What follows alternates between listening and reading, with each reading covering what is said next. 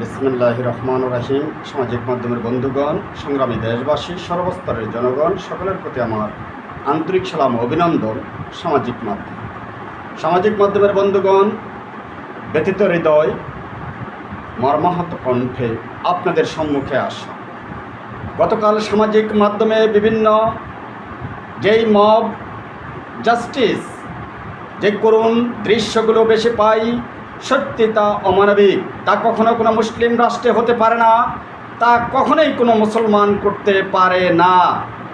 যে সকল পৈশাচিক বর্বরতা, হত্যা, যেই সকল নির্যাতন, যা আইএমএ জাহিলিয়াকেও হার মানিয়েছে। আইএমএ জাহিলিয়ার যুগ ছিল বর্বরতা, অন্ধকার যুগ, আর আধুনিক সভ্যতার যুগ হয়ে গেছে তার চেয়ে আরও ভয়ঙ্কর। নিচু বৃত্তের লোকদেরকে দিয়ে বিভিন্ন সুবিধাভোগীরা, বিভিন্ন দস্যুরা বিভিন্ন কাদায় মানুষের জীবন জানমাল ক্ষতি সাধন করছে। সংগ্রামী সামাজিক মাধ্যমের বন্ধুগণ, এইভাবে যদি একটি রাষ্ট্রে মব জাস্টিস পরিচালিত হয়, এই রাষ্ট্রের ভবিষ্যৎ কি? এর সাথে সংশ্লিষ্ট রয়েছে বলে মনে করি অন্তর্বর্তীকালীন সরকারের কিছু উপদেষ্টা, সম্ভবত বিশেষ করে ধর্ম উপদেষ্টা এর সাথে জড়িত কিনা তা আইনশৃঙ্খলা বাহিনীকে খতিয়ে দেখার জন্য উদাত্ত আহ্বান করছি। সামাজিক মাধ্যমের বন্ধুগণ, একটি শান্তিপূর্ণ স্বাধীন রাষ্ট্রে এই রকম অরাজকতা অন্তর্বর্তীকালীন সরকার জবাব দিবে কি? সামাজিক মাধ্যমের বন্ধুগণ, এমন পৈশাচিক বর্বরতা মেনে নেওয়া যায় না।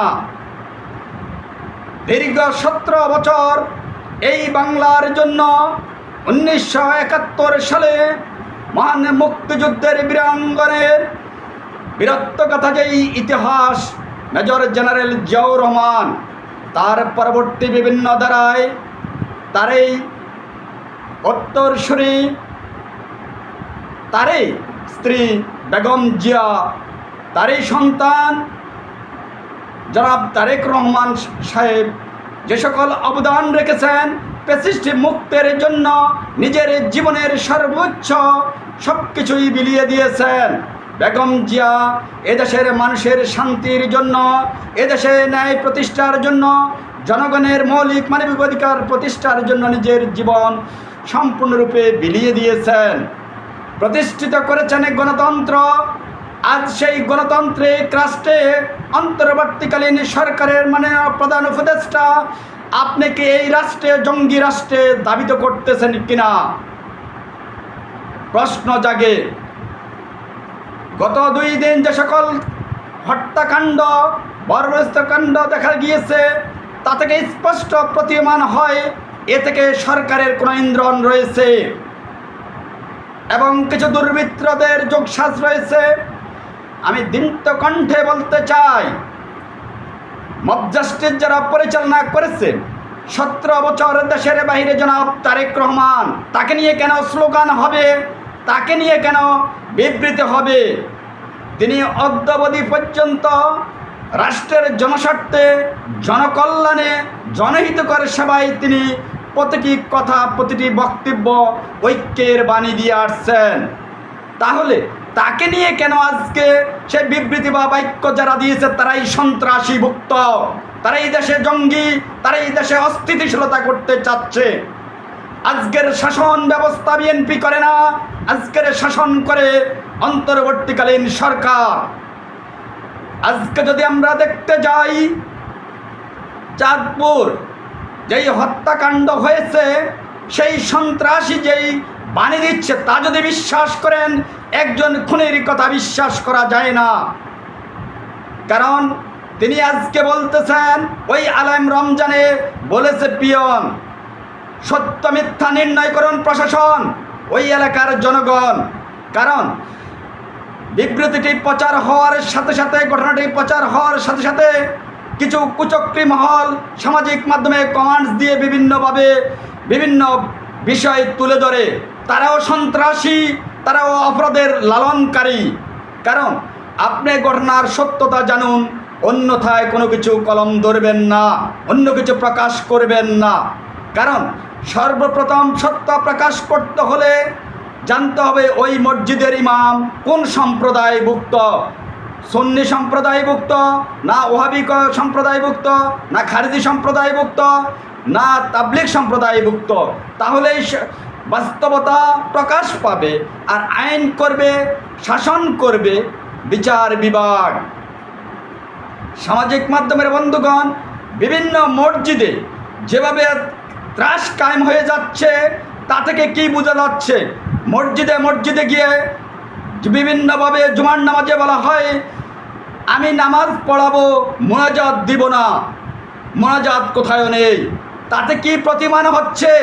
বিভিন্ন মসজিদে ভাষণ দেওয়া হচ্ছে, বিভিন্ন স্থানে মাইকিং করা হচ্ছে, নির্বাচনের ভোট চাওয়া হচ্ছে। তার মানে কি? দেশে অস্থিতিশীলতা করা, দেশে অরাজকতা বিদ্যমান করা, এছাড়া আর অন্য কিছু না। সামাজিক মাধ্যমের বন্ধুগণ, আমি আপনাদেরকে বলবো যে যেখানে যে অবস্থানে আছেন প্রত্যেকটি এলাকায় ঐক্য গড়ে তুলুন, মানবিকতা। যেখানে মব জাস্টিস পরিচালিত হবে ঐক্য গড়ে তাদেরকে প্রতিহত করুন। জাতীয় ঐক্য নয়, মানবিক ঐক্য গড়ুন। দেশে জাতীয় ঐক্য গড়ার মতো কোনো পরিবেশ নাই। কে কাকে ধ্বংস করার জন্য, কে কাউকে হ্যাঁ প্রতিপন্ন করার জন্য কোন ষড়যন্ত্রে লিপ্ত, তাই জাতীয় ঐক্য নয়। একমাত্র মানবিক ঐক্য গড়ুন। যেখানে জালিমরা উদ্ভব হবে সেখানেই প্রতিহত করবেন, সে যেই হোক, আইনের ঊর্ধ্বে কেউ না।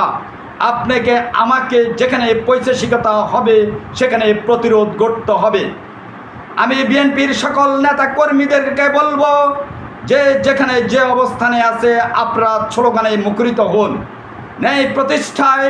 আর বিএনপির কোনো নেতা কর্মী যদি কোনো অপনীতিতে উদ্ভব হয়, কোনো অপনীতি করে, কোনো চাঁদাবাজি করে, কোনো দুর্নীতি করে, কোনো অপনীতিবাজ বা বদলি বাণিজ্য যায়, সাথে সাথে তাকে ব্রাশ ফায়ার করুন। আইন শৃঙ্খলা বাহিনী তাদেরকে শক্ত হাতে দমন করুন। জনাব তারেক রহমানের নির্দেশনা, বিএনপির কর্ণধারকদের নির্দেশনা। বিএনপি অপনীতির আশ্রয় দিবে না, অপনীতির লালন করবে না, এটাই আমার প্রত্যাশা। দেশে আইনের শাসন সুপ্রতিষ্ঠিত করুন, অন্যথায় এদেশের স্বাধীনতা বিপন্ন হবে। ক্ষমতার মোহে এদেশে যারা মব জাস্টিস পরিচালনা করছে তারাই সকল ষড়যন্ত্রের মূল কারিগর। নির্বাচন ঘোষণা যখনই গনিয়ে আসে তখনই ত্রাসের কায়েম হয়। অপরাধী যে হবে তাকে দলের ট্যাগ কেন দেওয়া হবে? অপরাধী যে হবে তাকে অপরাধী হিসেবে চিহ্নিত করে শাস্তি প্রদান করাও। আমি কোনো সংগঠনের পক্ষে কথা বলতে চাই না। আমি চাই অপরাধীদের বিপক্ষে। আমি চাই এদেশের মানবিকতা বিকাশের পক্ষে। কেন আজকে এই দেশের শান্তিপূর্ণ রাষ্ট্রে কারা করছে? অন্তর্বর্তীকালীন সরকারকে সকল দায় দায়িত্ব নিতে হবে। অন্তর্কালীন সরকারের মাননীয় প্রধান উপদেষ্টার প্রতি আমার উদাত্ত আহ্বান, ধর্ম উপদেষ্টার গতিবিধি বিভিন্ন কিছু পর্যালোচনা করুন, তিনি তার সঙ্গে সম্পৃক্ত কিনা। এছাড়া আরও কয়েকজন উপদেষ্টার নাম তো সমগ্র বাংলায় সবাই জানেন, তাদেরকেও আইনশৃঙ্খলা বাহিনীর সর্বোচ্চ নজরদারিতে রাখুন। দেশে কি হচ্ছে? ফ্যাসিস্ট আমলের চেয়েও ভয়ঙ্কর নীতি হচ্ছে, জুলুম হচ্ছে, হত্যা হচ্ছে, পৈশাচিকতা হচ্ছে। মেনে নেওয়া যায় না। আমি বিএনপির সকল নেতাকর্মীদেরকে আজ বলবো, আপনারা যে যেখানে আছেন আপনারা ঐক্য গড়ে তোলে প্রতিবাদী মিছিল করুন, মানবিকতা বিকাশে। এটাই আমার উদাত্ত আহ্বান। বাংলাদেশ জিন্দাবাদ। শহীদ জিয়া অমর হোক, বেগম খালেদা জিয়া জিন্দাবাদ। আগামী রাষ্ট্রের স্বপ্নদ্রষ্টা জনাব তারেক রহমান জিন্দাবাদ। আল্লাহ হাফেজ।